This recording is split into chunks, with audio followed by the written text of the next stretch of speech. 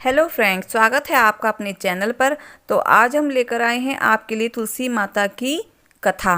तो प्रेम से बोलो तुलसी माता की जय हो। एक समय की बात है, एक लड़की अपने भाई और भाभी के साथ रहती थी। उस लड़की का विवाह नहीं हो पा रहा था। वह लड़की तुलसी माता की बहुत सेवा करती थी, नियम पूर्वक तुलसी की पूजा करती और वहीं बैठकर तुलसी की कथा कहानी कहती रहती थी। लड़की की भाभी को यह सब पसंद नहीं था। वह हमेशा अपनी ननद को ताने दिया करती थी, जब देखो तुलसी के पास बैठकर कथा कहानी कहती रहती है और कोई काम धंधा तो करती नहीं।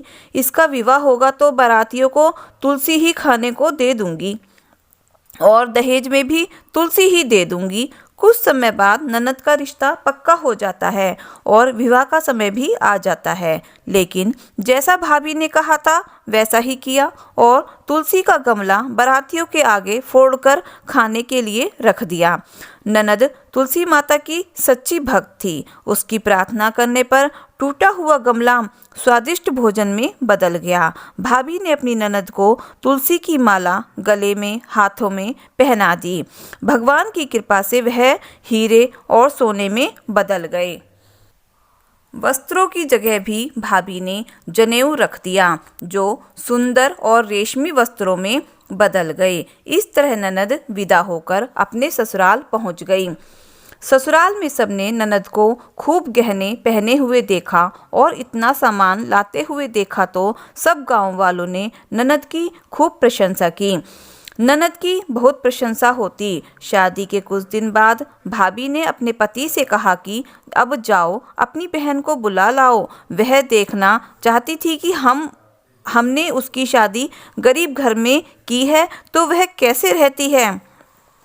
भाई के पास अपनी बहन को देने के लिए कुछ नहीं था। इस बात से वह मायूस था, लेकिन वह अपनी बहन को लेने के लिए चल पड़ा। जैसे ही वह अपने बहन के घर पहुंचा तो वह सोचने लगा कि अंदर कैसे जाऊं, सब लोग देखेंगे तो क्या कहेंगे कि मैं पहली बार बहन के घर आया हूं, फिर भी कुछ लेकर नहीं आया हूं। लेकिन तभी छत से बहन ने उसे देख लिया और बहन ने अपने भाई को अंदर बुलाया। अंदर आकर भाई ने अपनी बहन की सास से कहा कि मैं अपनी बहन को ले जाने के लिए आया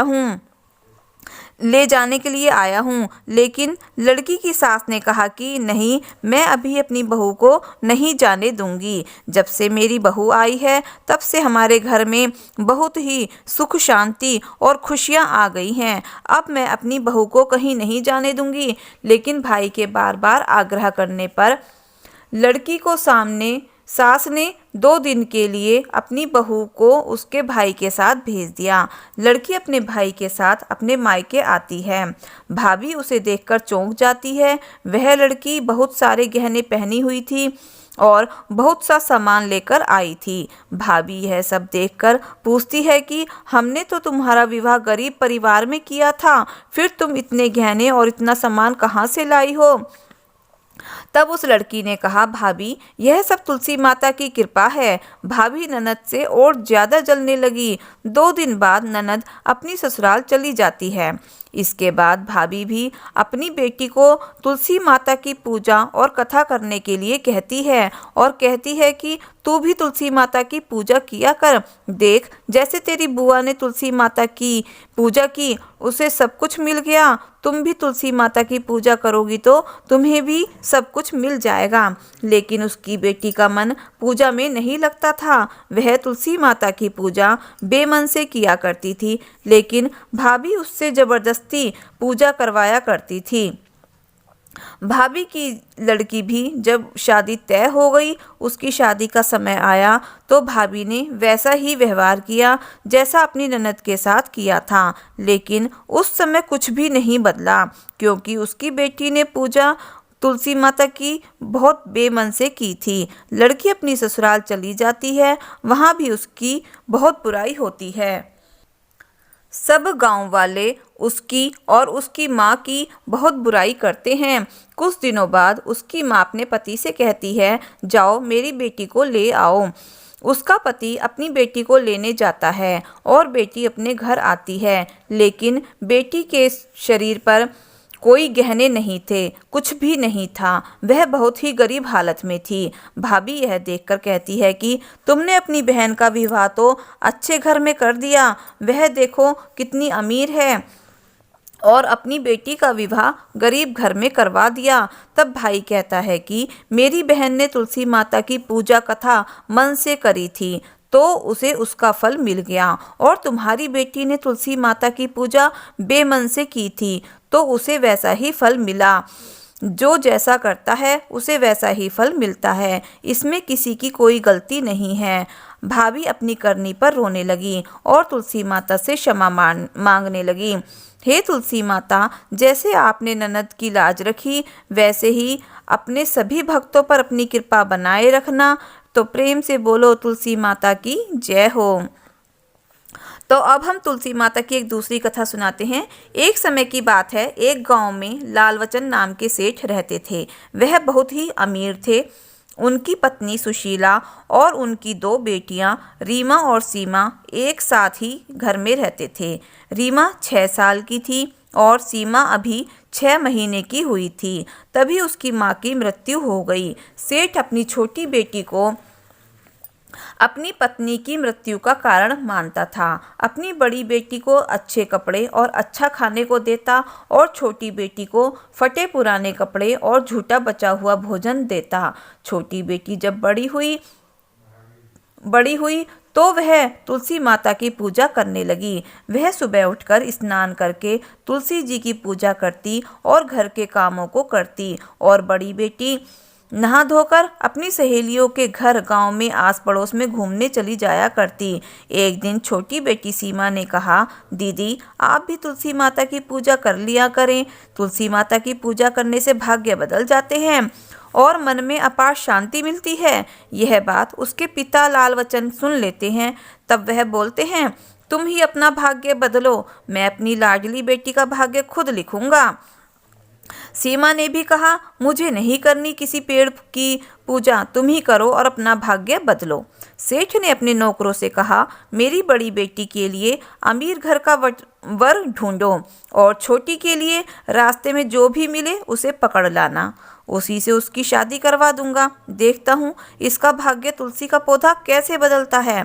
इस प्रकार बड़ी बेटी की शादी एक सेठ के लड़के से हो जाती है और छोटी सीमा की शादी रास्ते में मिले एक लक्कड़हारे से हो जाती है। दोनों अपने ससुराल आ जाती हैं। बड़ी बेटी को सेठ लालवचन बहुत सामान देता है और छोटी बेटी सीमा का सिर्फ एक जोड़ी कपड़ों में विदा कर देता है। सीमा भी खुशी खुशी अपनी ससुराल में आ जाती है। उसका पति दिन में जंगल में जाकर लकड़ियां काटता और नगर में ले जाकर बेचता है। उसी प्रकार उनकी रोजी रोटी चलती है। सीमा ससुराल में भी तुलसी माता का पौधा लगाकर विधिवत पूजा करती, सुबह जल से सींचती और शाम को दिया लगाती। एक बार कई दिन तक बारिश होती रही, जिसके कारण सीमा का पति जंगल से लकड़ियां नहीं काट सका और ना ही बेच सका, जिससे उनके घर में कई दिन चूल्हा नहीं जला। पर सीमा रोज की तरह ही तुलसी जी की सेवा किया करती। जब बारिश बंद हुई तब सीमा का पति जंगल में लकड़ियां काटने गया और लकड़ियां बेचकर घर आया। सीमा ने कहा, चलिए मंदिर में दर्शन करके आते हैं। दोनों पति पत्नी पास ही के विष्णु भगवान के मंदिर में दर्शन करने गए। वहीं एक सेठ आया हुआ था। उसने लकड़हारे को देखकर कहा, तुम लकड़ियां बेचते हो ना? तो सीमा के पति ने कहा, हाँ साहब, हम जंगल से लकड़ियां काटकर नगर में बेचते हैं। तब वह बोला, क्या तुम मेरे यहाँ काम करोगे? तो वह लकड़हारा तैयार हो गया। वह उसी दिन से सेठ के यहाँ मन लगाकर काम करने लगा। सेठ उसकी ईमानदारी को देखकर उसे कुछ जमीनें और रहने के लिए घर दे दिया। सेठ का कारोबार दिन दूना और रात चौगुना बढ़ने लगा। सेठ इसका सारा श्रेय उस लकड़हारे को देता। सेठ ने खुश होकर उसे अपने कारोबार में से आधा उस लकड़हारे के नाम कर देता। इस तरह सीमा के भाग्य में 4 चांद लग गए। एक दिन वह मंदिर से घर आ रही थी तो रास्ते में उसकी बहन मिली, जो कि बहुत ही गरीब अवस्था में थी। सीमा ने कहा, क्या हुआ दीदी, आप ऐसे क्यों हैं? रीमा ने अपनी बहन को देखकर गले से लगा लिया और फूट फूट कर रोने लगी। रीमा ने कहा, हमारी करनी हमारे आगे आ रही है। तुम्हें बचपन से ही मैंने और पापा ने बहुत सताया है और तुलसी माता का अपमान भी किया है। उसी की सजा हम काट रहे हैं। सीमा ने कहा, क्या हुआ दीदी, आप पूरी बात बताइए। तब रीमा ने बताया कि मेरे पति की हालत बहुत खराब है। घर का पूरा धन समाप्त हो गया है। उनके इलाज में पिताजी के भी कारोबार में घाटा हो गया। उनके पास भी कोई काम नहीं, यहाँ तक कि वह अपने हाथ से ही बनाते हैं और खाते हैं। उनकी स्थिति ऐसी हो गई है कि भोजन पेट भर भी जुटा नहीं पाते। वह भी कह रहे थे कि तुलसी माता का श्राप लगा है। सीमा जब अपने पिता की ऐसी हालत सुनती है तो वह तुरंत ही अपने पिताजी के घर पहुंच जाती है। उसने पहले तुलसी माता का जहाँ पौधा लगा था वहाँ गई, पर उसके जाने के बाद उसमें किसी ने जल नहीं दिया, इस कारण वह सूख गया था। वहाँ सीमा ने दूसरा पौधा लगाया और सींचा और अपने पिताजी के पास गई। उसके पिताजी अपनी छोटी बेटी को देखकर उससे माफ़ी मांगने लगे। साथ ही तुलसी माता से भी क्षमा मांगी। इस प्रकार दोनों बहनों के साथ लालवचन ने भी तुलसी माता की पूजा की। सीमा ने अपने बहनोई के इलाज के लिए पैसे भी दिए। वे सब लोग रोज़ सुबह उठकर तुलसी पूजा करने लगे। इस प्रकार उनकी स्थिति धीरे धीरे ठीक होने लगी। हे तुलसी माता, जैसे आपने सेठ की छोटी बेटी पर कृपा करी, वैसे ही अपने सभी भक्तों पर अपनी कृपा बनाए रखना। तो प्रेम से बोलो तुलसी माता की जय हो।